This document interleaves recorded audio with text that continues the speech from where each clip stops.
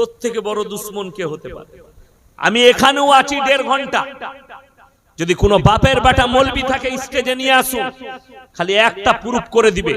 খাজা মঈনুদ্দিন চিশতি রহমাতুল্লাহ আলাইহি তিনার কিতাবে বলে গেছে, আমি মরে যাওয়ার পরে আমার মাজার করে সেখানে চাদর চড়াবি, সিন্নি দিবি, সিজদা করবি, ভালো মন্দ চাইবি। যদি প্রমাণ করাতে পারে আমি মৌলবি শওকতের বেটা, জীবনে আর বক্তব্য দিব না।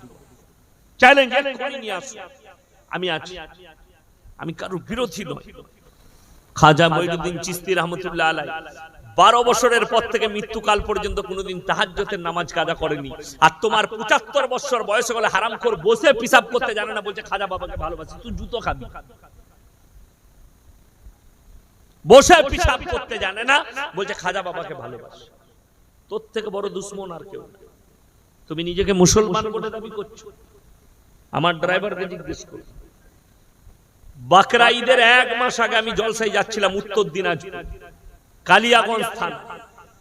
আমার বাড়ি থেকে বেরিয়েছি দার্জিলিং মোড় হয়ে ইলেমবাজার, ইলেমবাজার থেকে বোলপুর, বোলপুর থেকে আহমদপুর, এই রুটের উপরে যাচ্ছিলাম। মাল্লারপুরে গিয়ে হাই রোড ধরবো। তো বোলপুর আর আহমদপুরের মধ্যখানে আমার গাড়ি কিছু যুবক আটকিয়ে দিল। আমি ড্রাইভারকে বললাম এই দিকে পাঠাও আমার কাছে। তাদের হাতে কলমা রাখা ঝান্ডা আছে। কি হয়েছে বাবা? বলছে আমরা হুজুর ওরস করব, চাঁদা লাগবে। আলহামদুলিল্লাহ দুবো, কোনো অসুবিধা নাই, ওরস অবশ্যই করবে। কি কি হয়? প্রচুর ভিক্ষুককে আমরা খাওয়াই, গরিবরা এসে সেই দিনে সিন্নি খাই, তাদেরকে আমরা খিচড়ি বিরিয়ানি খাওয়াই। আর কি কি হয় বললে, বিহার থেকে, উড়িষ্যা থেকে, গোটা রাজ্যের মানুষ আসে। কি হয়? যে যা চাই সব কিছু পাওয়া যায়। বাবার মাজারে গিয়ে যে যা চাইবে সব পাবে। আমরা তাইলে তো তোমরা মূর্খ। বলে কেন? আমরা যদি মাজারে যে যা চাইবে সব পাবে, তো তোরা গাড়ি আটকিয়ে চাঁদা তুলছিস কেন? মাজারে গিয়ে বল বাবা আমরা ওরস করব, তোমার নামে টাকা দাও, মাল পেয়ে যাবি। কথাটা বুঝতে পেরেছেন না? পারেন? আমি কিন্তু কারো বিরোধী নই, ভেবে দেখুন। আচ্ছা আপনাদের এখানে রোড আছে না? বাজারে গিয়ে যদি গাড়ি আটকে চাঁদা তুলে মসজিদ করব বলেন, ওই মসজিদে নামাজ হবে? কথা বলে না, নামাজ হবে? নামাজ হবে না। এটাও শুনেলেন, কেউ যদি বলে গাড়ি আটকে চাঁদা তুলে জলসা করব, হারাম ওই জলসা করা শরীয়তে। তোমাকে কেউ বলেনি জলসা করতে, জলসা করা ফরজ। কে বললে? তোর বাপের পয়সা নাই জলসা করার প্রয়োজন নেই। মসজিদে জুম্মার দিনে ইমামের কাছে বয়ান শুনেলি। কে বললে কলার ধরে চাঁদা তুলে জলসা করতে? কে বলল গাড়ি আটকে চাঁদা তুলে তোকে জলসা করতে? মানুষের বিবেক বুদ্ধি খাটে না। বললেই খারাপ বলবি, বললেই ফোন করে গালি দেবে। কিন্তু কষ্ট কি বলবো, এই জায়গাগুলো কেন তৈরি হয়েছে জানেন? খালি দ্বীনি ইলম না হাসিল করার। মুসলমানের কাছে দ্বীনি ইলম হাসিল, ও হারাম হালালের ডিবেটটাই জানে না ইসলামী শরীয়ত। তা না হলে মুসলমানের কাছে সুদ কখনো হালাল হতে পারে? কোরআনে আছে ওয়াহাল্লাল্লাহুল বাইয়া ওয়া হারামার রিবা। আমি তোমাদের জন্য ব্যবসাকে হালাল করেছি, সুদকে হারাম করেছি। আল্লাহ রাসূল সাল্লাল্লাহু আলাইহি সাল্লামের হাদিস, কেউ যদি 1 টাকা সুদ খায় মায়ের সঙ্গে 36 বার জিনা করার সমান পাপ। এরপরে মুসলমান সুদ খেতে পারে? কিন্তু খাচ্ছে। লটারির টিকিটের টাকা সম্পূর্ণ হারাম, এরপরও মুসলমান। বেঈমান কাফেররা আপনার উপরে জাল ছুড়েনি, এমন জাল ছুড়েছে আপনি ফেসে গেছেন।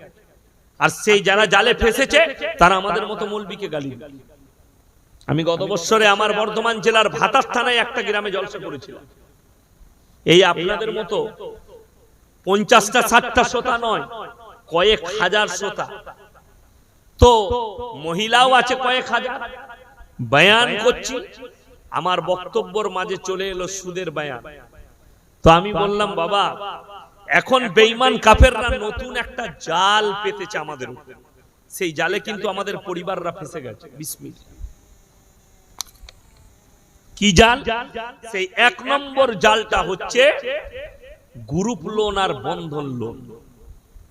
প্রত্যেকটা বাড়িতে বাড়িতে ঢুকিয়ে ফেলেছে। ঠিক বললাম না? বলবো আপনাদের এখানে নাই আছে। তো আমি জলসাই বক্তব্য দিলাম, দেখবেন পাড়ায় পাড়ায় গ্রুপ হয়, 10টা করে মেয়ে একটা করে গ্রুপ করে, তাদের মধ্যে একজন হেড হয়, আর 9টা মেয়ে তাকে ম্যাডাম বলে। আসে মনে করেন বিরাট ব্যাপার, এমনি ম্যাডাম হতে পারেনি, সুদ খাবার ম্যাডাম হয়েছে, আর তার বিরাট ব্যাপার, লোকে ম্যাডাম বলে থাকে, কিন্তু ও জানে না ও সুদ খাবার ম্যাডাম। এই বক্তব্য দেওয়ার কারণে আমার নিজের ফুপুর মেয়ের সঙ্গে আমার বিয়ে হয়েছে। তো আমার ফুপুর যে বড় মেয়ে বোম্বেতে থাকে, তো বোম্বে থেকে বাড়ি এসছে, আমার 1.5 শাশু হচ্ছে। তো তার গ্রামে কোনো আত্মীয়র সঙ্গে দেখা করতে গেছে সম্পর্কে, আমি যে গ্রামে বক্তব্য দিয়েছি সেই গ্রামের মেয়ে, ওই গ্রামের মেয়ে সেই গ্রামে বিয়ে হয়েছে। সে আমার বদনাম করছে, আরে ইয়াসিন হুজুরকে ঝাঁটা করে মারা দরকার, জুতো করে মারা দরকার, ও মেয়েদের খালি খিত্তে বলে, মেয়েদের জন্য বলে। আমাকে বললে ভাই তোমার এত বদনাম করছিল, আমিও ঝগড়া করেছি, থাকতে পারিনি। কেন বলে দিই, আমরা খোঁজলাও দেখিনি ও কোন ঝামেলায় জড়িয়ে আছে। আমি তো জানি আমি কি বক্তব্য দিয়েছি, আমি খোঁজলাম যে ও বন্ধন লোনে জড়িয়ে না গ্রুপে। খোঁজ নিয়ে বললে ও হচ্ছে গ্রুপ লোনের হেড। ওই জন্য তার গায়ে লেগেছে ইয়াসিন সাহেব খারাপ। আল্লাহর কসম খেয়ে বলে যাচ্ছি, আমাকে গালি দিবেন দেন, আমাকে যা বলবেন বলুন, কোরআনের আয়াত কিয়ামত পর্যন্ত পরিবর্তন হবে। কোরআনে আল্লাহ হারাম করেছে সুদকে, এটাকে হালাল করার ক্ষমতা পৃথিবীর কোন মুহাদ্দিস মৌলবী নাই কিয়ামত পর্যন্ত। রাসূল আকরাম সাল্লাল্লাহু আলাইহি সাল্লাম সুদ খাওয়াকে জিনা করার সমান পাপ বলেছে। সর্বপ্রথম বেঈমান কাফেররা কি কাজ করেছে জানেন? আপনার স্ত্রীকে রাস্তায় বার করে ঘুরিয়ে দিয়েছে। বেঈমান কাফেরের সামনে বেপরদা করেছে আপনার বিবিকে। আপনি বলছেন আমার সংসার কি করে চলবে? তুমি একবারও লক্ষ্য করেছো তোমার স্বামী টোটো চালায়, টোটো চালিয়ে মাসে 30,000 রোজগার করে, না হলে 20,000 করে। তোমার ইমামকে বেতন দাও 5,000, ইমাম সাহেব 5,000 বেতন পর পরও ইমাম সাহেবের বউকে রাস্তায় বেরিয়ে গ্রুপ লোন করতে হয়নি, আর তোর বউ 20,000 রোজগারের পর তোর বউকে রাস্তায় পার করতে হয়েছে। তুই সিজদায় পড়ে আল্লাহর কাছে কান আর ইস্তেগফার কর, আল্লাহ আমার বিবিকে পর্দাশীল কর। আপনি কি মনে করেছেন বেশিরভাগ মহিলা জাহান্নামে যাবে বেপর্দা হওয়ার কারণে, বাজারে ঘোরার কারণে, স্বামীর অবাধ্যতা করার কারণে বেশিরভাগ মহিলা জাহান্নামে যাবে। আপনাকে হাদিস শুনিয়ে দেব, যে মারা শুনছেন আমার বয়ান কান খুলে শুনে যান। আল্লাহ রাসূল জনাবে মুহাম্মদুর রাসূলুল্লাহ সকলে বলুন সাল্লাল্লাহু আলাইহি ওয়াসাল্লাম, একজন সাহাবী সফরে চলে গেছেন ইসলামের প্রচারে, তিনার বিবি বাড়িতে আছে। এইখানে বাড়ি বিয়ে হয়েছে আর অন্য পাড়ায় হচ্ছে তার বাপের বাড়ি। তার কাছে খবর এলো তোমার মা অসুস্থ। সেই সাহাবীর বিবি রাসূলের কাছে অনুমতি চেয়ে পাঠাবে, ইয়া রাসূলুল্লাহ আমার মা অসুস্থ, আমি কি আমার মাকে একবার দেখতে যেতে পারি?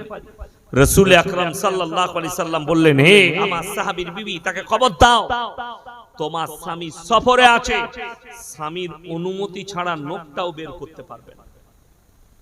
এক নম্বর।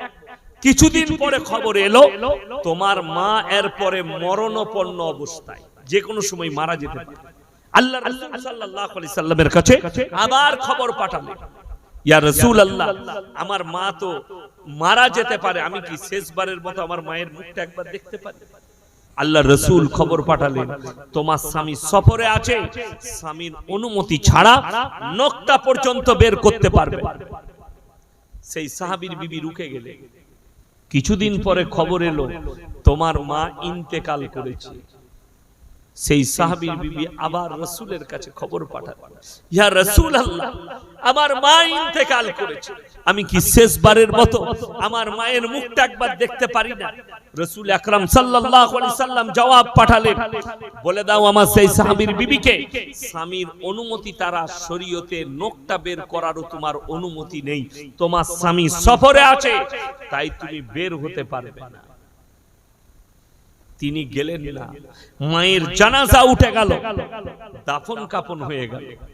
আল্লাহ রাসূল সাল্লাল্লাহু আলাইহি সাল্লাম খবর পাঠালেন, আমার ওই সাহাবীর বিবিকে বলে দাও, খালি স্বামী ফরমা বরদারি করার কারণে, ইন্তজার করার কারণে তোমার মাকে আল্লাহ ক্ষমা করে জান্নাতি করেছেন। জোরে বলুন সুবহানাল্লাহ।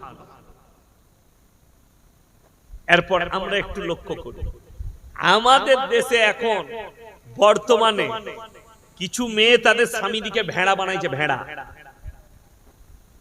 ভেড়া জানেন, একটা ভেড়া যদি ঢুকে যায় সেদিকে সব ভেড়া ঢুকে পড়বে। ভেড়া বানিয়ে দিয়েছে। রাগ করবেন না, বউ স্বামীর অনুমতি নেবার প্রয়োজন মনে করেন, কোথায় যাও? ওই জায়গা যাও। আমি কি যেতে পারি? স্বামী যদি বলে যেতে পাবে না, তোমার যাবার অনুমতি শরীয়তে না। যারা স্বামীকে অবজ্ঞা করে, স্বামীর অনুমতি ছাড়া, স্বামীকে গ্রাহ্য না করে যে মহিলারা এখানে ওখানে বাজারে ঘাটে বাপের ঘর বোনের ঘর চলে যায়, তারা জাহান্নামে নিজের রাস্তাটা তৈরি করে নেয়। এটা লেখা। স্বামী যদি বলে মায়ের ঘর জীবনে যেতে পাবি না, আপনার স্বামী তো কোরআনে আছে, স্ত্রী তোমার খেতি বাড়ির মতো, তোমার স্ত্রীকে তোমার জন্য খেতি বাড়ি করা হয়েছে, তাহলে আপনার স্ত্রী যাবার প্রয়োজন নাই, আপনি তার প্রয়োজন মিটাবেন, আপনি তার প্রয়োজন মিটাবেন। আল্লাহর কসম খেয়ে বলে যাচ্ছি, আল্লাহর কসম খেয়ে বলে যাচ্ছি, পৃথিবীতে যতগুলো ধর্ম দেখতে পাচ্ছেন, ইসলামে সবথেকে বেশি নারীকে অধিকার দিয়েছে। জোরে বলুন সুবহানাল্লাহ। সর্বপ্রথম যে অধিকারটা দিয়েছে, ওয়াদরিব খুমুরিহিন্না আলা জুনুবিহিম, হে নারী তুমি পর্দা নির্ধারিত করো, তোমরা কোনোদিন ধর্ষিতা হবে না। জোরে বলুন সুবহানাল্লাহ। লাঞ্ছিত হবে না, ঢেকে দেবার কথা বলেছি। আপনি আমি মনে করেছি বোরকাটা পর্দা, ভাবিনি। আপনি আমি ভেবেছি মহিলারা বোরকা পরে ওটারই নাম পর্দা, কখনো নয়, ওটা পর্দা নয়, ওটা হচ্ছে শালীন পোশাক। ইসলামের শরীয়ত শালীন পোশাক, হিজাবটা পর্দা নয়, হিজাব হচ্ছে শালীন পোশাক। পর্দা হচ্ছে বাড়ির চার দেওয়ারি। হাদিসে আছে তিনটে কারণ ছাড়া মহিলারা বাড়ির বাইরে বেরোতে পারে। নাম্বার 1, যদি কোনো নিকটতম আত্মীয় মারা যায়, কাছের আত্মীয়, নিজের বাপ, নিজের চাচা, নিজের মামা, নিজের মামি, নিজের মামাইতো ভাই, নিজের চাচতো ভাই, নিজের ফুফুইতো ভাই, একদম নিকটতম আত্মীয়, কিন্তু বড় কষ্ট লাগে, বুঝলেন? কোথায় কে মারা গেছে তমলুকে, ঠিক কুটুম বার করবে। আমরা অত কুটুম জানি না, মা বোনরা যা কুটুম জানে, ঠিক কিনা?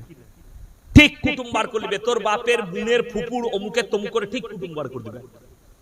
আপনি আর বলতে পারবেন না তাইলে আমাদের কুটুম হয়।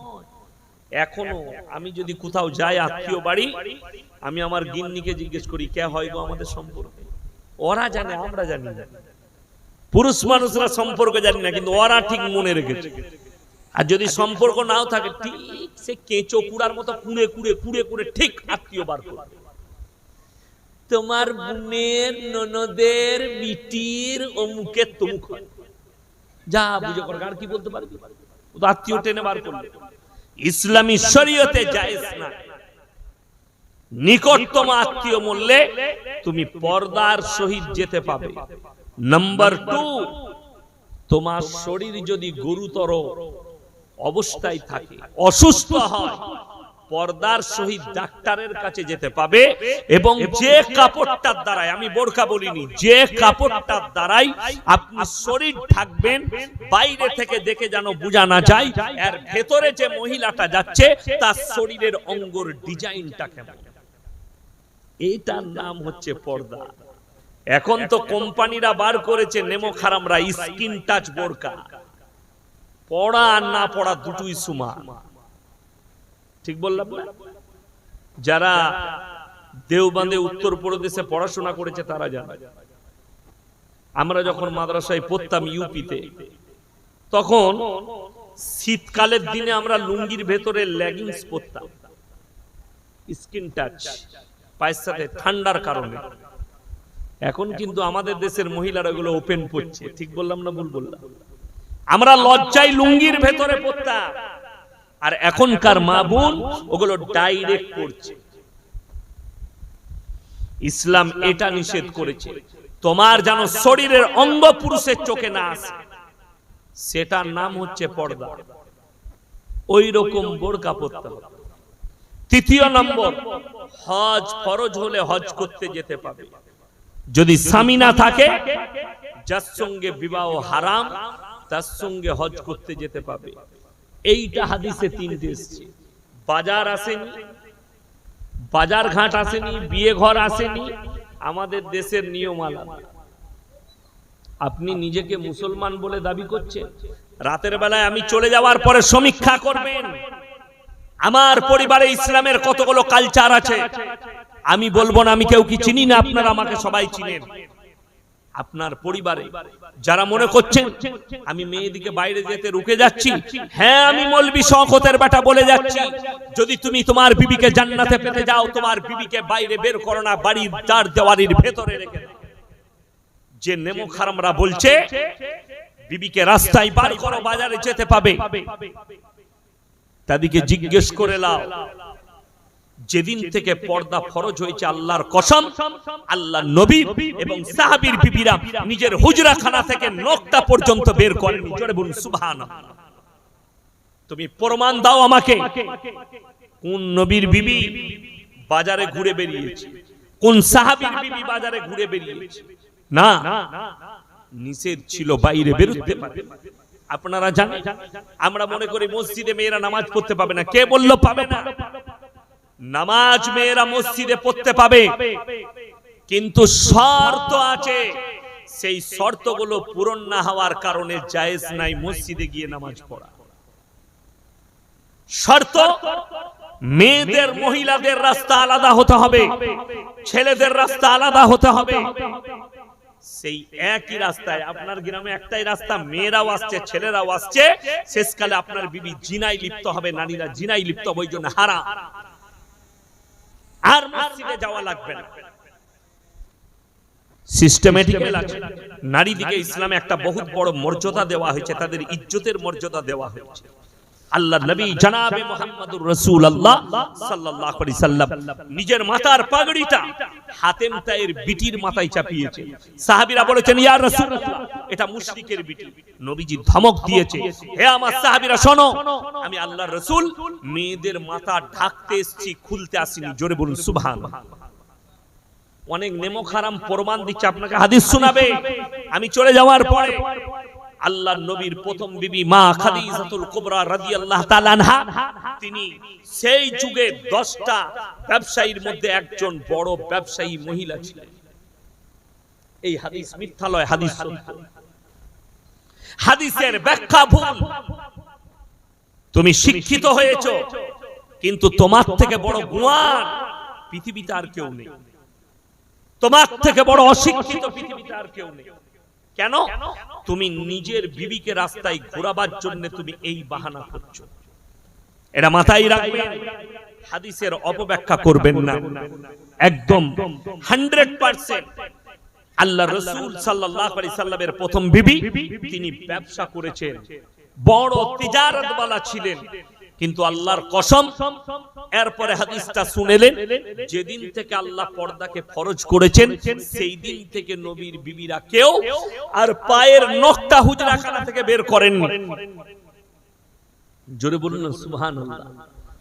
ব্যবসাটা হচ্ছে পর্দা ফরজ হওয়ার আগে, পর্দা ফরজ হওয়ার পরে আর ব্যবসা করেননি। নবীজিকে বললেন, ইয়া রাসূলুল্লাহ, আমার যতগুলো ব্যবসা মাল সম্পদ আছে আমি আপনাকে উর্সে দিলাম, আপনি দুহাত খুলে ইসলামের জন্য খরচ করুন। জোরে বলুন সুবহানাল্লাহ। এইটা হচ্ছে সহিহ হাদিস। আমার মুসলমান ভাই, আপনি নিজেকে মুমিন বলছেন, খুব সমীক্ষা করবেন। ফজরের সময় উঠে, সকালবেলায় উঠে আপনি তমলুক যাবেন বউকে নিয়ে, অফিসে যাবেন, নাইলে ডাক্তারের কাছে যাবেন কোনো কাজে। নিজেকে চায়ের দোকানে বলছেন আমি হচ্ছি সব থেকে বড় মুমিন, আমি নামাজ ছাড়ি না, 5 ওয়াক্তের নামাজ পড়ি আলহামদুলিল্লাহ। কিন্তু সকালবেলায় আপনি যখন বউকে নিয়ে তমলুক যাচ্ছেন, আপনি ফুল হাত শার্ট ফুল প্যান্ট পরে আছেন, কিন্তু দুঃখের বিষয় পেছনে আপনার বিবি বসে আছে, বিবির পেটু বেরিয়ে আছে, পিঠু বেরিয়ে আছে, এমন ভাবে শাড়ি পরেছে। আর আপনি নিজেকে মুমিন বলছেন, নিজের বিবিকে পর্দা করতে পারলেন না। 1 নম্বর গেল। দ্বিতীয় নম্বর, আপনারা পাপী হবেন, নিজেদের স্ত্রী দিকে আপনি বাজারে ঠেলে দিয়েছেন, পাপের মুখে ঠেলে দিয়েছেন।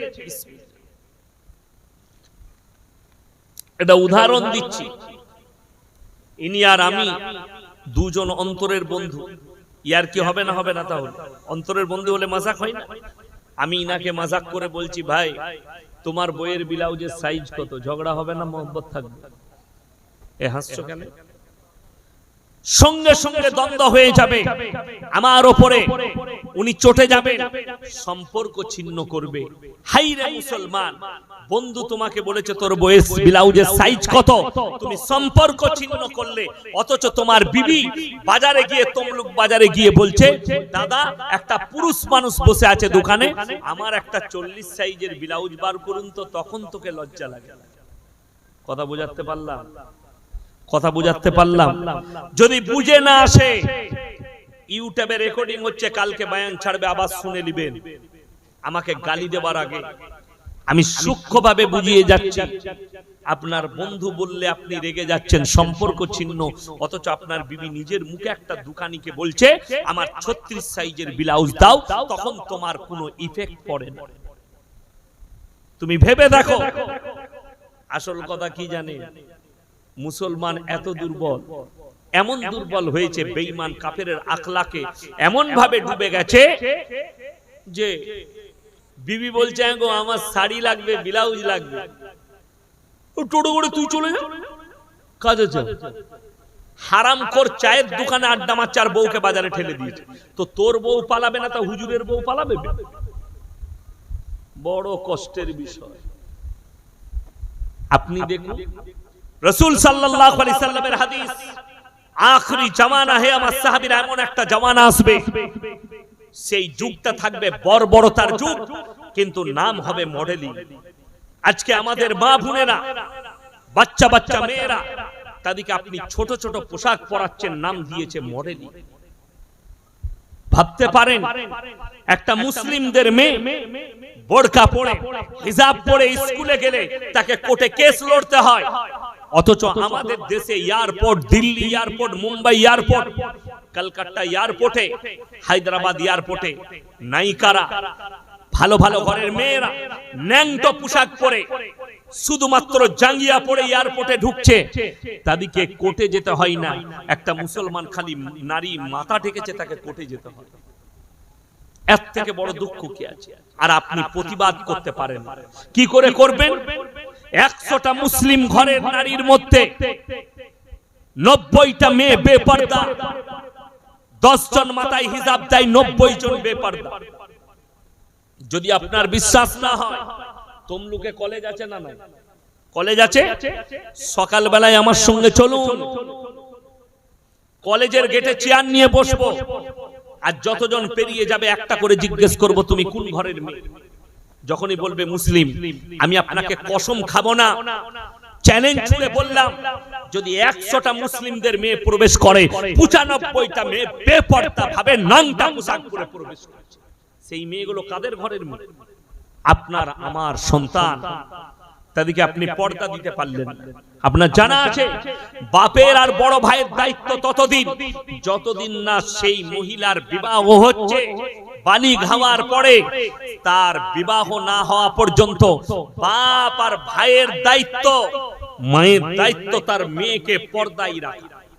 যদি রাখতে না পারেন আপনি কিয়ামতের দিনে ওই পাপের ভার ওই বাপ আর বড় ভাইয়ের মাথায় চাপবে। আপনি কি করে ভাবছেন? বিয়ে যখন হয়ে যাবে স্বামীর ঘরে পাঠিয়ে দিলেন, এরপরে তার স্বামী। আজকে মুসলমান এত উন্নত হয়েছে, আপনি কি ভাবছেন পাপ আসেনি? চলে এসেছে।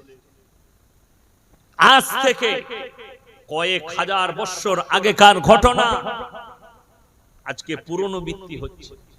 যদি বলেন কি করে? লূত নবীর কওমকে আল্লাহ ধ্বংস করেছিল সমকামী হওয়ার কারণে, এই পাপের কারণে। বর্তমানে ওই পাপ আবার মডেলিং এর নাম নিয়ে আপনার আমার কাছে ফিরত এসেছে। যদি বলেন কি করে? ভারতের সুপ্রিম কোর্ট রায় দিয়ে দিয়েছে যারা সমকামী ভারতে তারা স্বাধীনভাবে বসবাস করতে পাবে। সমকামীটা কোনো ভারতের জন্য পাপ জিনিস নয়। শুধু ভারত নয়, America, London, Britain, Japan, German, উত্তর কোরিয়া, দক্ষিণ কোরিয়া, স্পেন, ব্রাজিল, অস্ট্রেলিয়া, আপনার নিউজিল্যান্ড, যতগুলো বেঈমান কাফের ইহুদি নাসারাদের দেশ আছে সবাই সমকামীকে সাই দিয়েছে, একমাত্র মুসলিম রাষ্ট্রগুলো ছাড়া। আপনি কি মনে করছেন এই পাপটা আজকের পাপ? না, একটা পুরো নসলকে আল্লাহ ধ্বংস করেছে। লূত নবীর কওমকে সাগরের উপরে পাল্টানো হয়েছে, যে সাগরটাকে আজও বৈজ্ঞানিকরা মরা সাগর বলে, যে সাগরটায় আজও পর্যন্ত একটা পোকা মাকড় জন্মায় না, সেখানে লূত নবীর কওমকে পাল্টানো হয়েছে। আল্লাহ তাআলা এই পাপের কারণে কোরআনে লাকির টেনে দিয়েছেন, লূত নবীর বিবি জাহান্নাম, তার বিবি জাহান্নামে যাবে, এটা লাকির টানা হয়ে গেছে, এটা আর ফিরবে না।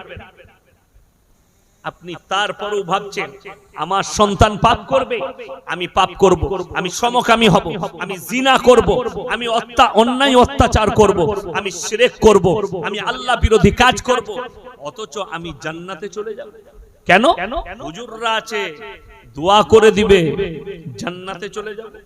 ওই লাইনটাই তো শরীয়তে নেই। যদি দোয়া করে জান্নাতে পাঠানো যেত, লূত নবীর বিবি কি অপরাধ করলো, নূহ নবীর বিবি কি অপরাধ করলো? কোরআন খুলে দারাবাল্লাহু মাসালাল লিল্লাযিনা কাফারু ইমরাতা নূহিন ওয়া ইমরাতা লূত কানাতা তাহতা আবদাইনি মিন ইবাদিনা সালিহাইনি ফাকানাতাহুমা ফালাম ইউগনিয়ানহুমা মিনাল্লাহি শাইয়্যা ওয়া কিলা দুখুলান নার মা'আদ দাখিলিন। হে আমার নবী, পৃথিবীর মানুষকে বলে দাও আমি দুজন উলুল আজম নবী পয়গম্বর হাবিব পয়গম্বর নূহ নবী আর লূত নবী দুজনের বিবিকে জাহান্নামে দেব, তারা আটকাতে পারবে না। এটা কোরআন। আমি এই দুজন নবীর বিবিকে কিয়ামতের দিনে জাহান্নামে নিক্ষেপ করব, তারা পয়গম্বর হওয়ার পরেও চুপচাপ দাঁড়িয়ে থাকবে।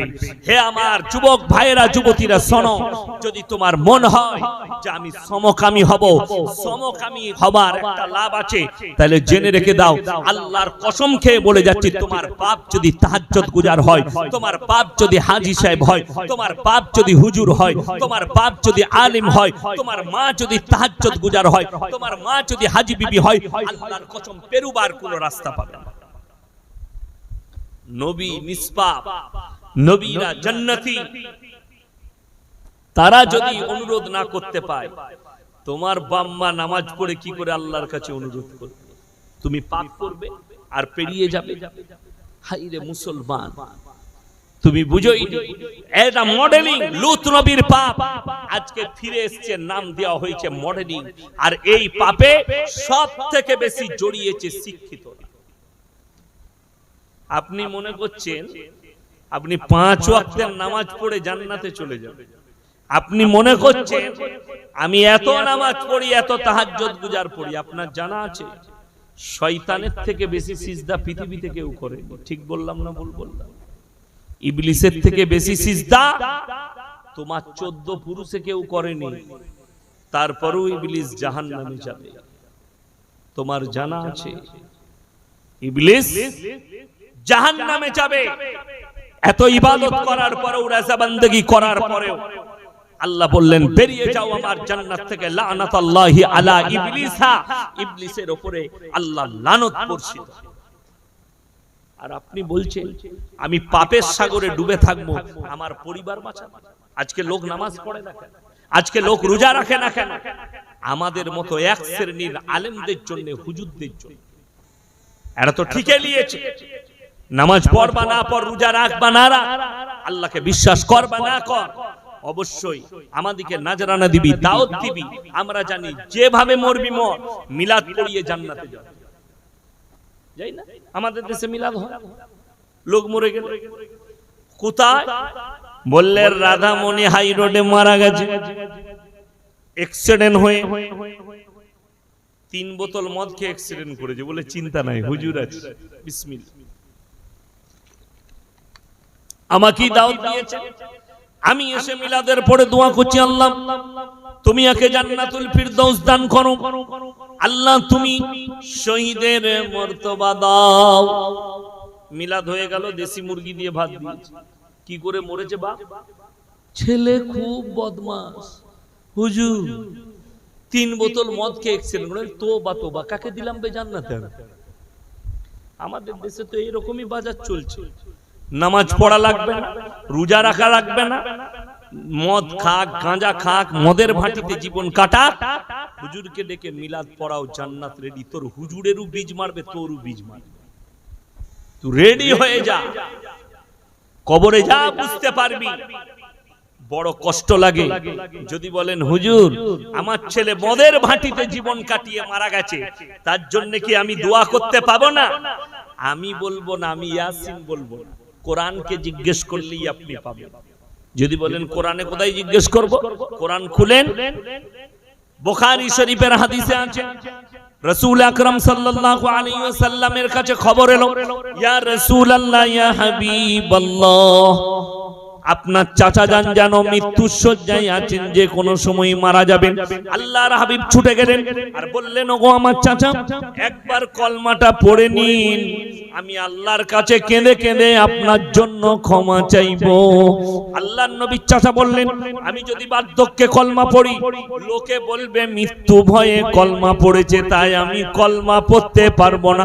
আমার আল্লাহ রাব্বুল আলামিন আয়াত পাঠালেন, ইন্নাকা লা তাহদি মান আহবাবতা ওয়ালাকিন্নাল্লাহা ইয়াহদি মান ইয়াশা। হে আমার বিশ্ব নবী, সকলে বলুন হিদায়াতের মালিক কে? আল্লাহ। হিদায়াতের দপ্তরটা আমার আল্লাহর হাতে। আমার ইচ্ছা নেই তোমার চাচা কলমা পড়তে পারবে না। রাসূল আকরাম সাল্লাল্লাহু আলাইহি সাল্লামের চোখ দিয়ে পানি এলো। চাচা যান দুনিয়া ছেড়ে চলে গেলেন। এরপর আল্লাহর নবী বললেন, ওগো আল্লাহ, তুমি আমাকে যতদিন না নিষেধ করছো, আমি তোমার কাছে কেঁদে কেঁদে আমার চাচার জন্য ক্ষমা চাইবো। তুমি আমাকে যতদিন না নিষেধ করবে, আমি চাচার জন্য কাঁদবো। আল্লাহর হাবিব কাঁদতে লাগলেন। আল্লাহ আয়াত পাঠিয়ে দিলেন, মা কানা লিন নবিয়্যি ওয়াল্লাযীনা আমানু আইয়াস্তাগফিরু লিল মুশরিকিন ওয়ালাউ কানু উলি কুরবা। হে নবী এবং মুমিন, তোমরা কান খুলে শুনে নাও, যারা বেঈমান কাফের হয়ে, মুশরিক হয়ে, যারা বদ্দিন হয়ে মারা গেছে, তাদের লেগে দোয়া করতে পাবে না, যদিও তারা তোমাদের নিকটতম আত্মীয় হয়। আর আমাদের দেশে জান্নাত পাঠাবার কন্টাক্ট নেওয়া হয়। অনেক জিলাপি হুজুর আর গুটকাখোর আছে, তারা কন্টাক্ট নেয়, পয়সা দিলেই জান্নাত পাঠিয়ে দেব। আমি দেখলাম বাংলাদেশে এক জিলাপি হুজুর বয়ান করছে, কি জানে কি বয়ান করছে? ভাইরা, যখন কোন আমার মুরিদ মারা যাবে, আমার পীরের মুরিদ মারা গেলে তাদের কোনো চিন্তা নাই, তাদের মৃত্যুর আগে আজরাইল আসবে না, আগে আজরাইল আমার পীর সাহেবের কাছে যাবে। আচ্ছা আপনারা বলুন, আমি ইয়াসিন এখন বেঁচে আছি না মারা গেছি? স্টেজে কথা বলে না, বেঁচে আছি। আচ্ছা কেউ যদি এখন আমাকে মারতে আসে, আমি তাকে আটকাতে পারবো না? পারবো? কথা বলে না, পারবো না। আমার হাত পা সব খোলা, সে যদি আমাকে চর মারতে আসে তার হাতটা ধরতে পারবো, পারবো না? পারবো না। আচ্ছা আমি যদি মারা যাই তাহলে কি করে আটকাবো? কথা বলে না। আমাদের দেশের লোক এত ভালো, এত ইসলাম বুঝে, বলছে বেঁচে থাকলে মানুষের পাওয়ার কম থাকে, মরে গেলে পীরের পাওয়ার বেড়ে যায়। আমি কেন অবাক হই, মরে গেলে পীরের পাওয়ার বেড়ে যায়। বড় কষ্ট লাগে।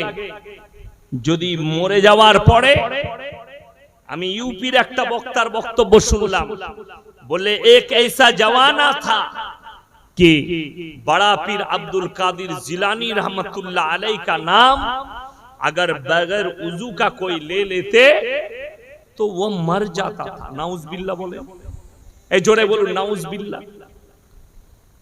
এইটা বড় পীর আব্দুল কাদের জিলানী রাহমাতুল্লাহ আলাইহির উপরে তহমত। আল্লাহ রাসূলের হাদিস, আখরি জামানায় এক শ্রেণীর হুজুর বের হবে, তাদের দ্বারা ইসলাম বিকৃত হওয়ার কারণে তারাই সর্বপ্রথম জাহান্নামের উত্তর অধিকারী হবে। ইসলাম তাদের কাছ থেকে বিকৃত হবে। কত বড় পাপ, পাপের কথা আপনারা বলুন তো। আল্লাহর রাসূল সাল্লাল্লাহু আলাইহি সাল্লাম বেশি পাওয়ারফুল না বড় পীর আব্দুল কাদের জিলানী রাহমাতুল্লাহ আলাইহি বেশি পাওয়ারফুল? কথা বলেন না, জোরে বলুন, শুনতে পাচ্ছি না। আল্লাহর রাসূল সাল্লাল্লাহু আলাইহি সাল্লাম বেশি পাওয়ারফুল। তাহলে যে লোকটা বলছে ইয়ার কানে কে চড়াবে আর আর কানটা টিপে কে ধরবে, যে ওরে মূর্খ, যদি বড় পীর আব্দুল কাদের জিলানী রাহমাতুল্লাহ আলাইহির নাম বিনা উজুতে নাপাক অবস্থায় নিলে যদি লোক মারা যেত, আল্লাহর নাম নিলে তো তাহলে জাহান্নামে ঢুকতে হতো। কথাটা বুঝতে পারেননি? রাসূলের নাম যদি কেউ বিনা উজু নাপাক অবস্থায় নিলে সে তো জাহান্নামে যেত। আপনারা কি বলছেন, বিনা উজুতে রাসূলের নাম নেওয়া যাবে না? যাবে না? কথা বলে না, যাবে, কোনো অসুবিধা নাই। উজু যদি না থাকে জুবানি কোরআন পড়া যাবে, কোনো অসুবিধা নেই। কথা বুঝতে পারলেন না? মোবাইলে কেউ যদি কোরআন পড়ে উজু করা লাগবে না। শুনে যান আমার কাছে, মোবাইলে কেউ কোরআন পড়লে তাকে উজু করা লাগবে না। বড় কষ্ট লাগে, দুঃখ লাগে, মূর্খ হলে যা হয়।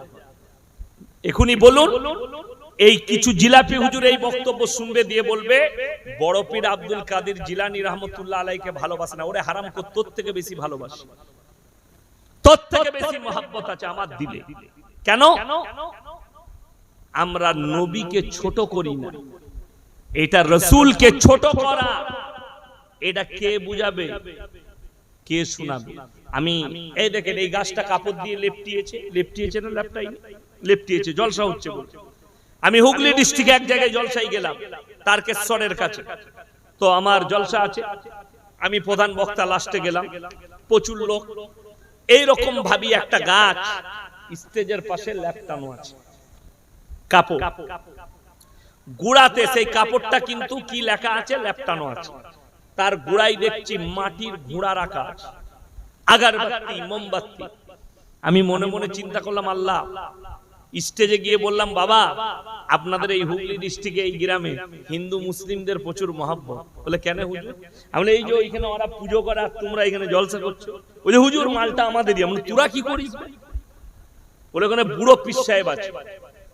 ইমানদারির সঙ্গে বলবেন, ইমানদারির সঙ্গে বুকে হাত দিয়ে বলবেন, একটা অমুসলিম ভাই মাটির মূর্তি তৈরি করে পুজো করে, আমরা সেটাকে শিরক বলি না? বলি না? কথা বলেন, শিরক। যদি এটা শিরক হয়, তুমি গাছতলায় মাটির ঘোড়া রেখে সিজদা করবে, এটা কি করে জায়েজ হতে পারে? আল্লাহর কসম খেয়ে বলে যাচ্ছি, যদি কবরে সিজদা করা জায়েজ হতো, সব থেকে প্রথমে রাসূল আকরাম সাল্লাল্লাহু আলাইহি সাল্লামের কবরে হতো। ঠিক কি না?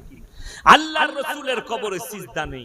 কবরে চাদর চড়ানো জায়েজ হলে সব থেকে প্রথমে আল্লাহর রাসূলের কবরটা তোমার মতো টেনা চাদর নয়, হিরেমতি মুক্ত চাদরে ঢেকে যেত। ঠিক কি না? কথা বলেন, জোরে বলুন সুবহানাল্লাহ। রাসূলের কবরে জায়েজ নেই। পৃথিবীর আর কোন মৌলবি মোল্লা পীর ফকিরের কবরের জন্য চাদর চলবে না। আজকে মেদিনীপুরের একজন যুবক ফোন করেছে, তারা বুঝতে পারলাম 4-5 জন আছে।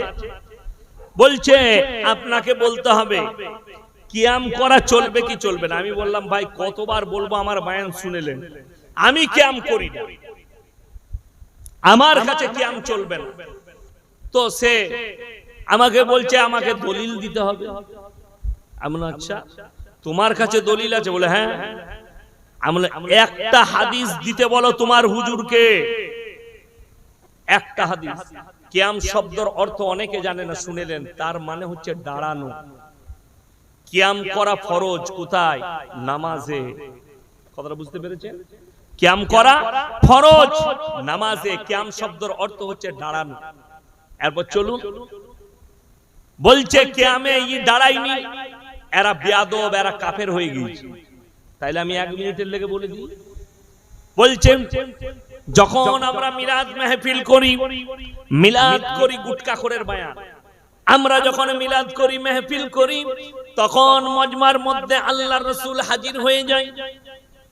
তো আল্লাহর রাসূল যদি মিলাদে হাজির হয়, আল্লাহর রাসূল যদি তোমার জলসা ইসালে সওয়াবে হাজির হয়, তাহলে হারাম কর তুই বসে বসে কি করে বায়ান করিস বে নবীর সামনে? কথাটা বুঝতে পেরেছেন না পারেন? তুমি চোর ধরা পড়ছো, নাইলে প্রমাণ তুই কি করে জানলি আল্লাহর নবী হাজির হয়ে গেল তোর মনে? বড় কষ্ট লাগে।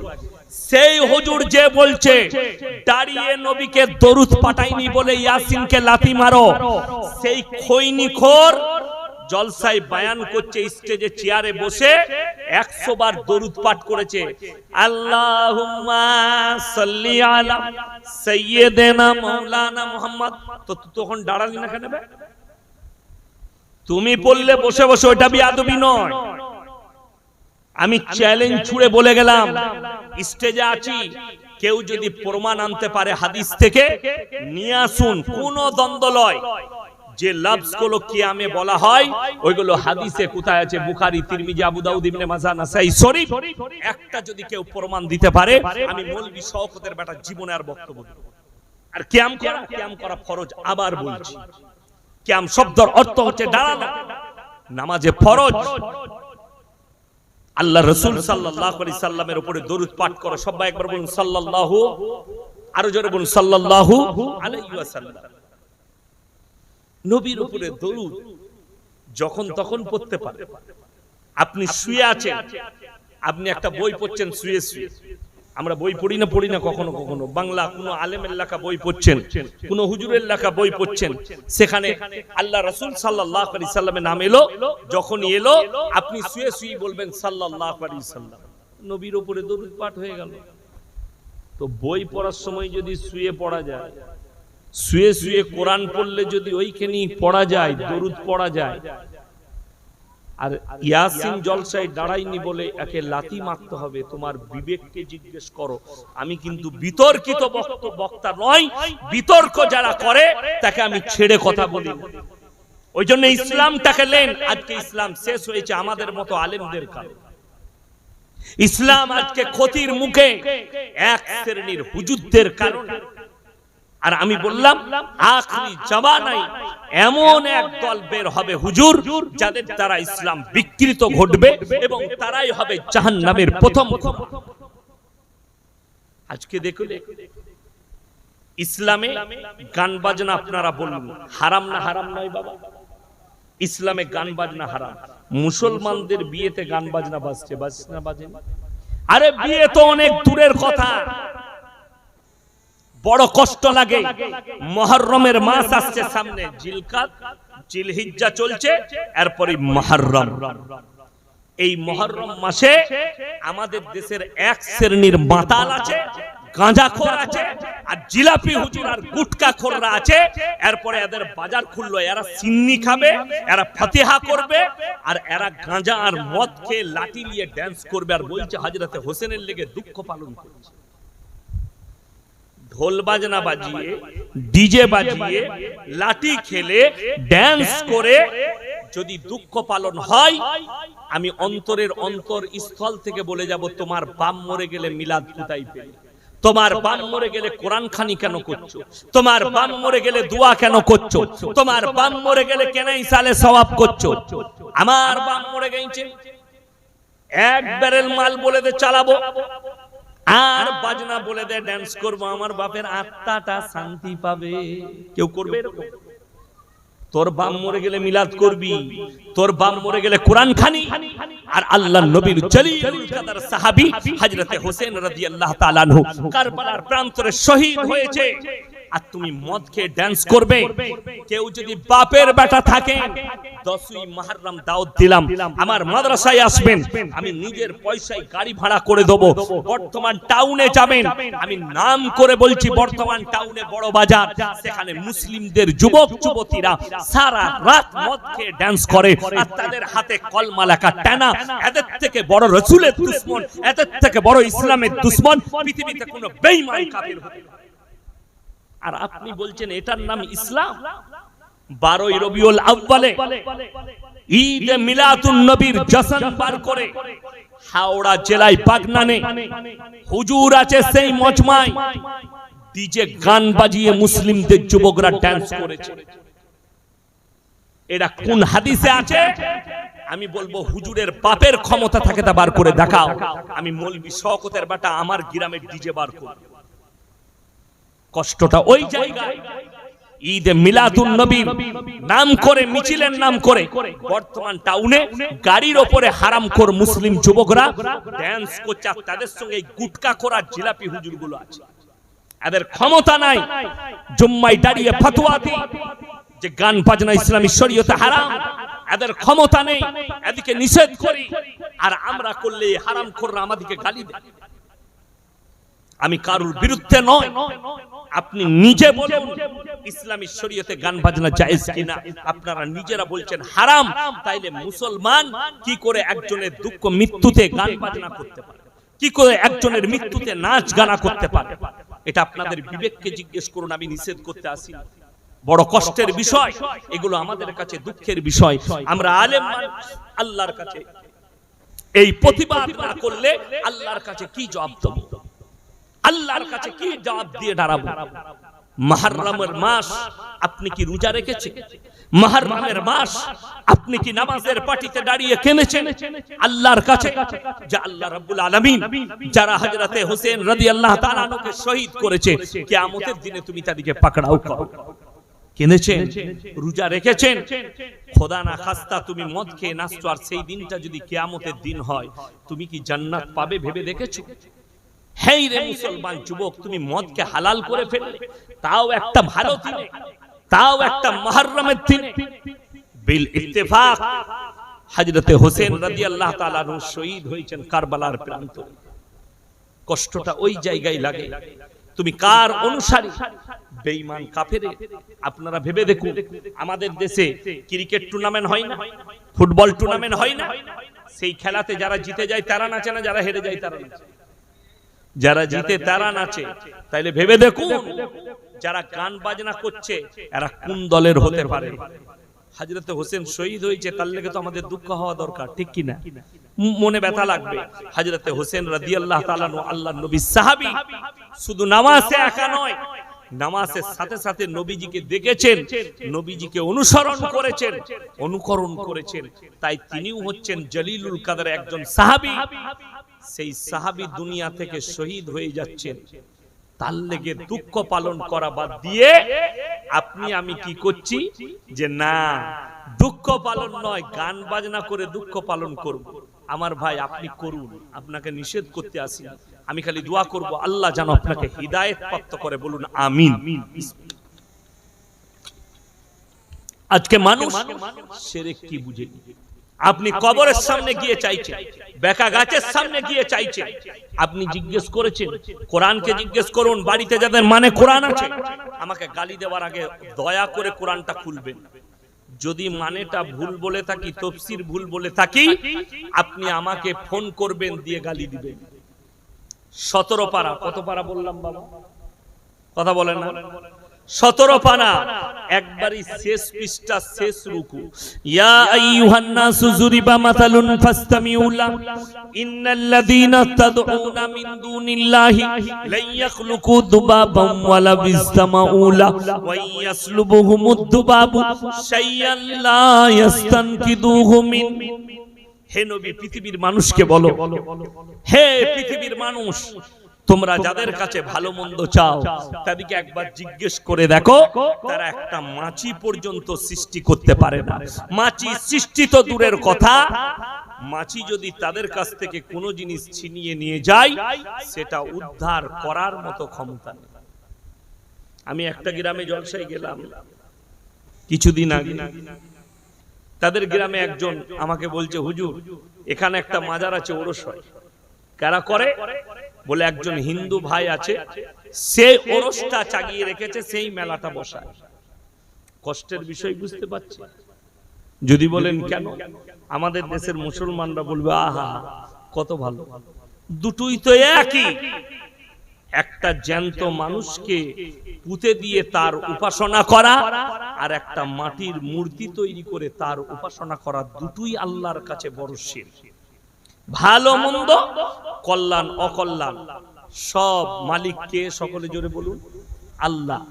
তাহলে আপনি কবরে চাইবেন কি করে? গাছতলায় চাইবেন কি করে? যার কাছে কবরে গিয়ে মাজারে চাইছেন তার নিজস্ব ক্ষমতা নাই উঠে দাঁড়ায়, সে আপনার কি করে উপকার করতে পারে? তাদের দ্বারা যদি পীরের দ্বারা মরণের পরে কিছু হতো, মরণের পরে তাদের দ্বারা কিছু পাওয়া গেলে তাদের মৃত্যু আসতো না, তারা নিজেদের মৃত্যুকে রুখে দিত। আমি চ্যালেঞ্জ ছুড়ে বলে গেলাম, বর্তমানে যতগুলো আল্লাহর ওলি আছে, যতগুলো পীর আছে, তাদেরকে জিজ্ঞেস করুন তারা কি নিজেদের মৃত্যুকে রুখতে পারবে? আপনাদের কি মনে হচ্ছে আমি পীর বিরোধী লোক? আমি নিজে পীরের বেটা, অত সহজ নয়। আমি পীর বিরোধী নয়, আমি সিস্টেম বিরোধী লোক। কে বললে আমি পীর বিরোধী? আমার পীর আমার আব্বাজি, আমি পীর বিরোধী লোক। কিন্তু কেউ যদি বলে পীর না ধরলে জান্নাতে যাওয়া যাবে না, আমি তোমাকে জিজ্ঞেস করছি, ইমাম আবু হানিফা রহিমাহুল্লাহর পীর কে ছিল? ইমাম শাফির পীর কে ছিল? ইমাম হাম্বলের পীর কে ছিল? নামগুলো বলে দাও, তারা কিভাবে মুরিদ হয়েছিল। শুনে রেখে দেন, পীর শব্দটাই আপনার বুঝে আসেনি। এই যে আপনারা বসে আছেন বুজুর্গ, আমার বাপের বয়সী লোক, আপনি আমার কাছে পীর মানে বয়োজ্যেষ্ঠ লোক, কথাটা বুঝতে পারেন? আপনাকে আমি রেসপেক্ট করব, সম্মান করব, রেসপেক্ট সম্মান করব। কিন্তু যদি আপনার মধ্যে ইলম না থাকে, ইলমটা আপনাকে আমার কাছ থেকেই নিতে হবে। আপনি আমার থেকে বুজুর্গ হতে পারেন, আপনি আমলের দিক দিয়ে আমার থেকে বেহতার হতে পারেন, আপনার জিকির আজকার নামাজ আমার থেকে ভালো হতে পারে, কিন্তু ইলম আমার থেকে ভালো হতে পারে না, যেহেতু আপনি একজন সাধারণ আর আমি একজন আলেম। আপনাকে ইলমটা আমার কাছ থেকে নিতে হবে। এই তারিখ খুলাসা আপনি যদি আমার চ্যানেলটা খুলেন ওইখানে পাবেন। দারুল দেওবন্দের মুফতি ইউসুফ সাহেব তাওলি আর মুফতি সালমান মনসুর পুরি, আমি প্রশ্ন করলাম, হযরত कुछ लोगों ने ये कह रहा है कि हाजी इमदादुल्लाह मुहाजिर मक्की रहमतुल्लाह अलैह उनका खानका में तो मिलाद होती थी और क़याम भी होता था, इनका निवारण क्या है? उन्हीं उत्तर दिलें कि रशीद अहमद गंगोही रहमतुल्लाह अलैह से किसी ने पूछा कि आपका जो पीर है उनके खानका में मिलाद भी होती है और क़याम भी होता? तो उन्होंने जवाब ये दिया कि भाई हाजी साहब को अगर मसला लेना है तो हमसे ही लेना पड़ेगा, हाजी साहब को फतवा लेना तो हमसे ही पड़ेगा। এটার মতলব হচ্ছে যে হাজী সাহেবকে ফতোয়া নিতে গেলে আমাদের কাছেই আসতে হবে। হাজী ইমদাদুল্লাহ মুহাজির মক্কি রাহমাতুল্লাহ আলাইহি তিনি মিলাদ করেছেন বলে এটা শরীয়তের দলিল নয়। তিনার খানকায় কিয়াম হয়েছে এটা কখনো দলিল নয়। দলিল হবে রাসূল আকরাম সাল্লাল্লাহু আলাইহি সাল্লামের হাদিস আর সাহাবীদের আখলাক আর চরিত্র হচ্ছে দলিল আপনার আমার জন্য। চলার মডেল সাহাবীরা, আমাদের চলার পথ রাসূল আকরাম সাল্লাল্লাহু আলাইহি সাল্লামের হাদিস এবং কোরআন। যদি এর বাইরে কিছু থাকে সেগুলো বেদাত। আপনাকে বর্তমানে বলে দিই, এমন কিছু জিনিস আমাদের কাছে পৌঁছে গেছে আপনি অবাক হবেন, আপনি পালন করছেন অথচ শরীয়তে না। কেউ যদি বলে দিতে পারে আমাদের বিয়ে একটাও সুন্নত তরিকায় হয় না, ঠিক বললাম না ভুল বললাম? যদি বলেন সুন্নত তরিকা কি, সুন্নত তরিকা 7 থেকে 10 জনের বেশি নিয়ে যেতে পাবেন না। ছেলের বিয়ে দিতে 7 থেকে 10 জন, আর আমাদের নিয়ে যায় কজন? 150 জন, 200 জন, 100 জন। ঠিক বললাম না ভুল বললাম? এটা কেউ প্রমাণ দিতে পারবে না কোনো মৌলবি যে বরযাত্রী নিয়ে যেতে হবে 100, 150, 200, 300। এটা তো ছেলের বাপের চালাকি। বলছে হুজুর বলেছে পণ নিয়ে যাবে না, আমি পণ লুবো না 1 টাকাও, কিন্তু আমি 300টা বরযাত্রী নিয়ে আসবো। মানে তোর 20টা এরকম করে মারবো না, ঘুরিয়ে মারবো, টাকা লুবো না, ওইদিকে মেরে দেবো। এটা শরীয়ত নয়। ওলিমা করা সুন্নত। ওলিমা করা কি বললাম? সুন্নত। ছেলের বিয়ে দিয়েছেন, পরের দিন ওলিমা করুন, এটা রাসূলের সুন্নত। 10টা লোককে খাওয়াবেন, আপনার যটা লোককে খাওয়ানোর ওয়াকাত তটা লোককে খানা করে খাওয়ান, এটা সুন্নত। কিন্তু মেয়ের বাড়িতে 100-200 লোক লিগিয়ে মেয়ের বাপের খেয়ে আসবেন, এটা শরীয়ত। এইটা শরীয়ত, ওলিমা খাওয়ানো সুন্নত রাসূলের। কিন্তু বড় কষ্ট লাগে, আপনি মানে বিয়েতে গান বাজনা হচ্ছে, ইমামকে 500 টাকা দিতে গেলে গায়ে বাজে, অথচ 5000 টাকা দিয়ে ডিজে নিয়ে এসে মুসলমান ড্যান্স করে। শরীয়ত, আপনি শরীয়তই বুঝেন। ওই জন্য শরীয়ত বুঝতে গেলে আপনি দ্বীনি ইলম আর দ্বীনি কালচার প্রত্যেকটা বাড়িতে আনবো। সকলে জোরে বলুন ইনশাআল্লাহ। দ্বীনি কালচার আনতে হবে আপনাকে আপনার বাড়িতে, তা না হলে আপনি কিয়ামতের দিনে বিপদে পড়বেন। আমার কি যায় আসে, আমি দাওয়াত দেবার দিলাম। যদি বলেন হুজুর আপনি দায়ী নয়, কোরআন শুনেলেন, ফালানাসআলান্নাল্লাযীনা উরসিলা ইলাইহিম ওয়ালানাসআলান্নাল মুরসালিন। কিয়ামতের দিনে হে আমার নবী, আমি নবী, পয়গম্বর, রাসূল, উলামা সকলকে দাঁড় করাবো। তোমরা কিভাবে দাওয়াত দিয়েছো, আর তাদের উম্মত উম্মতিকেও দাঁড় করাবো, আর তাদেরকে জিজ্ঞেস করা হবে তোমরা গ্রহণ কিভাবে করেছো। আল্লাহর কাছে পৃথিবীতে যতগুলো পাপ আছে, ইন্নাশ শিরকা লাযুলমুন আযীম, সবথেকে বড় নিকৃষ্টতম পাপ হচ্ছে শিরকের পাপ। আল্লাহ ব্যতীত অপরকে ভালো মন্দের মালিক মনে করা, অপরকে ভালো মন্দের জায়গা মনে করা বড় কষ্টের বিষয়। আপনি আল্লাহকেই চিনতে পারলেন, আপনি আল্লাহকেই বুঝতে পারলেন, আর আপনি বলছেন আমি ঈমানদার, আমি মুমিন। বেঈমান কাফেররা ওই জন্য সুযোগ পেয়েছে আপনার কাছে পাপগুলো ঠেলে দিবা। আজকে দেখলে সমকামিতা এসেছে, মডেলিং বলে মানুষ আজকে জিনা করছে, অথচ আমরা বুঝতে পারি না যে জিনাগুলো কিভাবে হচ্ছে। জিনার নামগুলোই বেঈমান কাফেররা পাল্টি দিয়েছে। তারা নাম দিয়েছে কি? রিলেশনশিপ। তারা নাম দিয়েছে ভ্যালেন্টাইন ডে, কাজ হচ্ছে জিনা করা। তারা নাম দিয়েছে রোজ ডে, কাজ হচ্ছে জিনা করা। তারা নাম দিয়েছে চকলেট ডে, কাজ হচ্ছে জিনা করা। তারা নাম দিয়েছে কিস ডে, কাজ হচ্ছে জিনা করা। আর রাসূলের হাদিস, কিয়ামত যখন কাছে আসবে বুঝতে পারবে রাস্তাঘাটে কুকুরের মতো নারী পুরুষ জিনা করতে লাগে। আজকে বর্তমানে সে সময়টাই চলে এসেছে। আপনারা কি মনে করছেন পতিতালয়ে জিনা বেশি হয়? বর্তমান যুগে সব থেকে বড় জিনা করার জায়গা হচ্ছে পার্কগুলো। অবাধে নারী পুরুষ মিলামিশা করছে। আল্লাহ তাদেরকে হেফাজত করুক, বলুন আমিন। আল্লাহ তাদের জানের মালের ইজ্জতে আল্লাহ হেফাজত করুক। ভাই সকলে নিয়ত করেন 5 ওয়াক্তের নামাজ আজ থেকে পড়বো। সকলে হাত তুলে বলুন ইনশাআল্লাহ।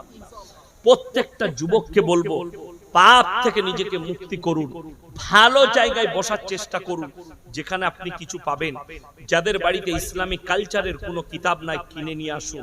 মায়েদের হাতে মায়েদিকে পর্দায় রাখুন, বিবিকে পর্দায় রাখুন, সন্তানকে পর্দায় রাখুন। বড় কঠিন হবে কিয়ামতের দিনটা। একটা হাদিসে আছে জমিনটাকে আল্লাহ এত তাতাবেন তামার মতো কালার ধারণ করবে, কিন্তু যারা ঈমানদার মুমিন হবে তারা আল্লাহর আরশের ছায়া পাবে। রাসূলের হাতে হাউজে কাউসার আল্লাহ যেন আমাদের সকলকে দান করেন, বলুন আমিন। আপনারা আমার জন্য দোয়া রাখবেন, আমি আপনাদের জন্য দোয়া রাখি। হায়াত বাকি তো মুলাকাত বাকি। আমিন। ওয়া আখিরু দাওয়ানা আনিল হামদুলিল্লাহি রাব্বিল আলামিন। সবাই দুরূদ শরীফ পড়ুন। আল্লাহুম্মা সাল্লি আলা। আচ্ছা,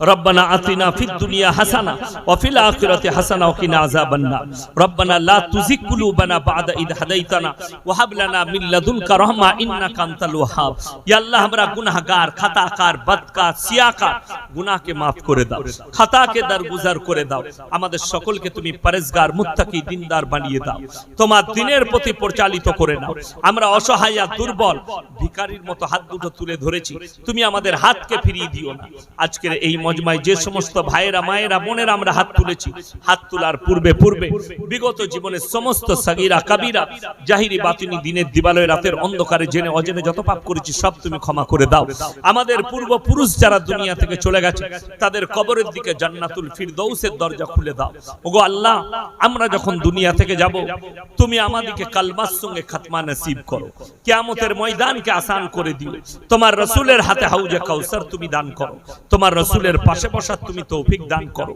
ওগো আল্লাহ আমাদের মধ্যে থেকে যে ভাই মা বোন যিনারা অসুস্থ আছেন খাস করে একজন ভাই দোয়ার জন্য বলেছেন তিনি খুবই অসুস্থ আল্লাহ সকলকে শিফায়ে আমিলা দাইমা মুস্তাফিলা দান করো ওগো আল্লাহ যে ওষুধ খেলে ভালো হবে সে ওষুধের কাছে পৌঁছে দাও যে ডাক্তারের কাছে গেলে ভালো হবে সে ডাক্তারের কাছে পৌঁছে দাও ওগো আল্লাহ যে ভাইরা মেহনত করে আজকে জলসাকে দিয়েছে ইয়া আল্লাহ তিনাদের মেহনতকে তুমি কবুল করে দাও তিনাদের সকলে জানে মালে ইজ্জতে তুমি বরকত দাও কারোবারে রুজি রোজগারে ব্যবসা বাণিজ্যই তুমি বরকত দাও হায়াতে তুমি বরকত দাও ওগো আল্লাহ এই গ্রামের প্রত্যেকটা বাড়িতে তোমার দিনের আলোকে জ্বালিয়ে দাও প্রত্যেকটা মা বোনকে তুমি পর্দা নসিবা বানিয়ে দাও নামাজি মুসল্লি বানিয়ে দাও প্রত্যেকটা ভাইকে তুমি নামাজি বানিয়ে দাও ওগো আল্লাহ শিরক বিদআত থেকে তুমি আমাদেরকে হেফাজত করো হারাম কাজ থেকে তুমি আমাদেরকে হেফাজত করো হালাল পথে চলার তুমি আমাদেরকে তৌফিক দান করো ওগো আল্লাহ যেভাবে চললে তুমি রাজি খুশি হবে